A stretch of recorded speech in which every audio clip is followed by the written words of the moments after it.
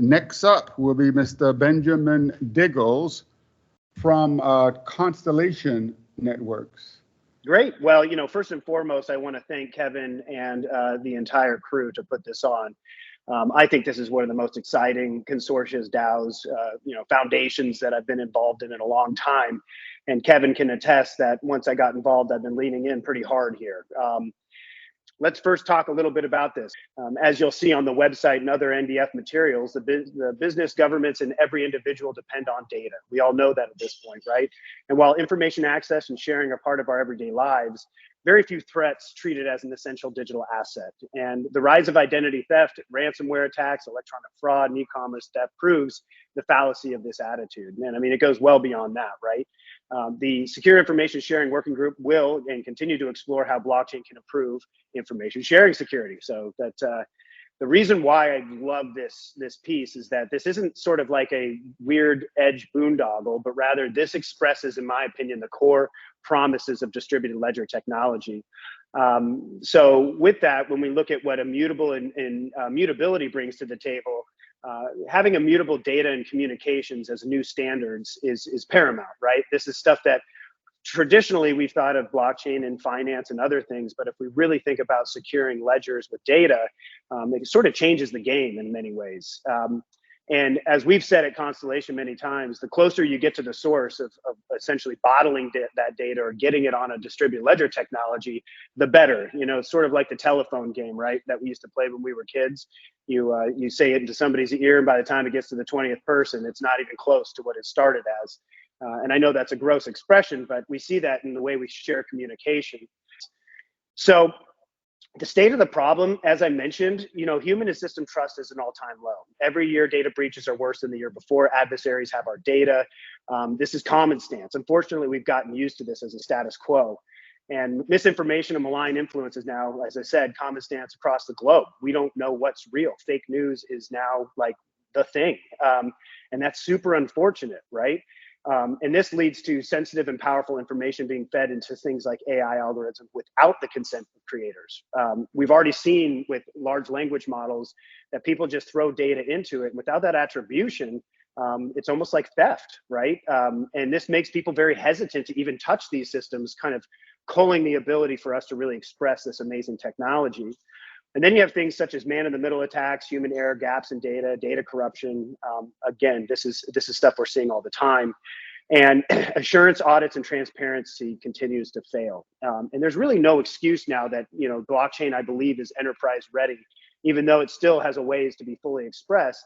We can really make sure that audits can take place in real time now that haven't been a luxury that we've had in the past.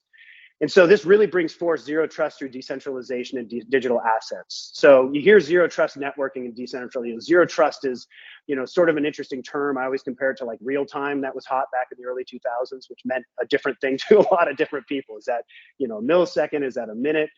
With zero trust is sort of the same thing in the concept that you don't have to trust the data or the communications that you're receiving, because the network has already done that for you. Much like we talked about the autonomous vehicles being run by a decentralized network, that network is the enforcer of governance and trust, which makes zero trust a very powerful thing for collaboration. Programmatic behavior change through incentive models is a proven approach. We know this about the human behavior. To get people to do stuff, you have to incentivize them. And if you're able to do that financially, especially through automation or something that's sort of behind the scenes, behaviors will change almost immediately. It's a really amazing thing. So we know this. So now knowing that we have this technology around digital assets and information sharing, we can start to entice people to commit data to an AI algorithm and get paid for the use of that when it gets queried, and get the attribution back to them. That to me is really the golden state of where we want to see these large language models as an example. Here, I'm going to walk through a couple use cases. This is one that currently is a use case that we're focusing on around research, security, and information sharing analysis organization. And they, really focuses on fidelity and integrity. I believe that the real holy grail comes in digital assets, which is another reason why I just think the NDF is in an amazing position to really up level why digital assets are going to create those behavioral changes, but also just revolutionize areas where some of this stuff has been largely off limits, or just, people are scared.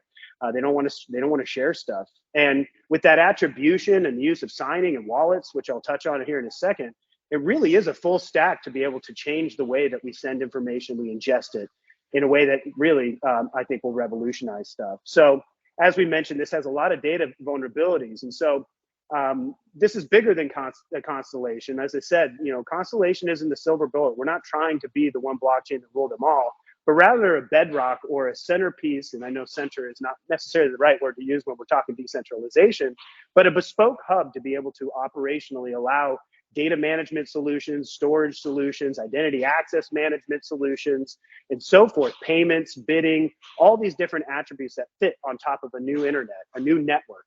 And so here you can see that this organizational structure, as we looked at this use case, shows that, hey, there's a lot of different bespoke groups that can plug into this and benefit from it, as long as we fix those two major pieces, which is security and attribution. Those are the keystone pieces when it comes to secure information sharing. As long as it's secure and as long as that's attribution there, people can now collaborate in a way that they never have been able to before. And then if you add in, I would say the third major pillar, which I feel is a little future state, is that digital asset incentivization, right? Like that to me is amazing.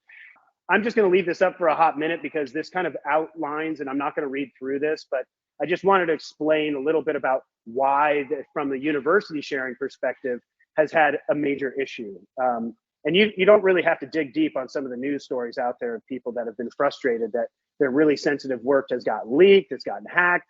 I love video games as an example. My wife and I love to play video games together. There's a new hack. I don't even have to wait for the release date anymore on video games because somebody hacks the system and they share all that sensitive information to the world. Like, hey, here's what the updates are going to be the next game, or when it's going to be released, or who worked on it, which makes me really sad because I don't think that's great for those companies, but we've all just become used to it. And this really does get a lot bigger than just research. We start looking at counter malign influence. You hear about CMI, where countries are using very sophisticated tactics and misinformation to slowly change the psychological opinions of either small groups or large groups. And I think a lot of that's happening today without us being able to reverse the math and see, where did this generate from? Who created this? And is it something in our best interest, or have we been had by something that is a larger entity within this workflow? And so I know this is a little bit of a nosebleed slide, but I just want to show the infrastructure. And this is some of the stuff we love to dig through in this work group, is sort of how the infrastructure works from a blockchain perspective to really create true interoperability that allows each university to have their own subnetwork, which Constellation calls a metagraph, that allows them to make sure that they own their own infrastructure, sure, so they got their own nodes, but then when they share it with others, that they're protected and they can work freely to bring forth that security, interoperability, incentivization, and as I mentioned, attribution. So this is just some, I would say, table stakes here is just how I run my work groups. I've been a part of Space ISAC, Moby. I've been a part of a few different work groups in my time. And if they're not effective, they just burn everybody's time. And I hate doing that. I don't want people to just show up for a call to check a box, right? So, we have identification that includes the vision, the charter approval, our mission and objectives with milestones and timelines, how the staffing and organization works, what's the membership requirement, how are the concept of operations, communication, reporting schedules, and so forth, what products we're going to use for each use case or explore at least, and what that solution set looks like for production. Of course, that comes with the roadmap. And then we just do some operational excellence around progress and reporting management. So anyway, I just wanted to show that, like, hey, there's some real meat behind the scenes here of driving this thing to a real desired outcome of impact.